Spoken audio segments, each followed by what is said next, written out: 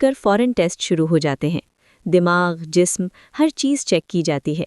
चूंकि बच्ची काफ़ी ऊंचाई से गिरी थी, इसलिए वालिद के कुलीग्स भी वहां पहुंच जाते हैं। सब कहते हैं हम ब्लड देने आए हैं, इतनी हाइट से गिरी है, पता नहीं अंदर क्या नुकसान हुआ हो। इसी वक्त वालिद पूरे यकीन के साथ कहते हैं मेरे बच्चे को किसी ब्लड की ज़रूरत नहीं है। ये सुनकर सब हैरान और परेशान हो जाते हैं। उन्हें लगता है शायद वालिद सदमे में हैं। वो कहते हैं सर प्लीज़ एहतियात के लिए ब्लड तलार रख लेते हैं। वालिद नरमी मगर पूरे एतमाद के साथ कहते हैं मेरे साथ अंदर चलें। वो सबको अस्पताल के कमरे के अंदर ले जाते हैं। वहाँ जो मंजर होता है वो सबको खामोश कर देता है। नन्ही बच्ची अस्पताल के बेड पर बैठी होती है। उसके चेहरे पर मुस्कुराहट होती है। वो नर्स से बातें कर रही होती है, कभी हंस रही होती है, कभी इधर उधर देख रही होती है। एक डॉक्टर बेड के पास बैठा होता है, उसके चेहरे पर भी खुशी और हैरत साफ नजर आ रही होती है। माँ और बाप पीछे खड़े होते हैं, उनकी आंखों में आंसू होते हैं, मगर वो आंसू खौफ के नहीं, शुक्र के होते हैं।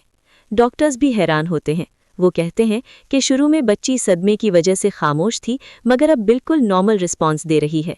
रिपोर्ट्स दोबारा चेक होती हैं, सब कुछ ठीक। ये सिर्फ एक मेडिकल केस नहीं था, ये अल्लाह ताला का खुला हुआ मौजिज़ा था।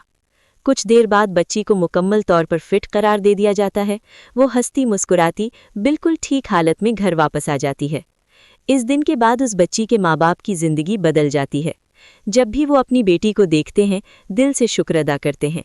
जब वो बोलती है, खेलती है, हंसती है, उनकी ज़बान पर एक ही लफ्ज़ होता है, अल्हम्दुलिल्लाह। वो जान चुके होते हैं कि हिफाजत किसी ग्रिल, किसी दीवार या किसी इंसान के हाथ में नहीं, बल्कि सिर्फ अल्लाह के हाथ में है। वो रब जो मिट्टी और सीमेंट के दरमियान फ़र्क कर देता है, वही असल मुहाफ़िज़ है। ये वाक़या उनके ईमान को मजबूत कर देता है।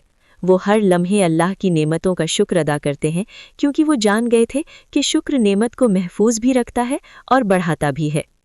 अल्लाह ताला ने उस नन्ही बच्ची को एक नई ज़िंदगी अता की थी।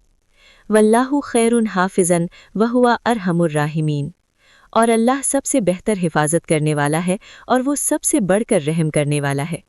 और दिल की गहराई से यही दुआ निकलती है, या अल्लाह, जिस तरह तूने उस नन्ही बच्ची को अपने ख़ास करम और हिफाजत में रखा, इसी तरह हमेशा उस बच्ची को और उसकी फ़ैमिली को अपने हिफ्ज़ व अमान में रखना और दुनिया व आखिरत की कामयाबियाँ अता करना। इसी तरह हमारे और हम सब के बच्चों को भी हमेशा अपने हिफ्ज़ व अमान में रख, उन्हें हर ज़ाहिर व बातिन आफत से महफूज फरमा, सेहत, सलामती और ईमान के साथ ज़िंदगी अता फरमा।